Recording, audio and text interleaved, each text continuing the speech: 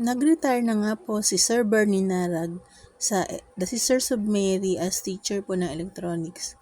Maraming salamat po Sir Bernie Narag sa pagiging teacher po namin sa The Sisters of Mary noong 1997 at advisor din po namin kayo sa 4J.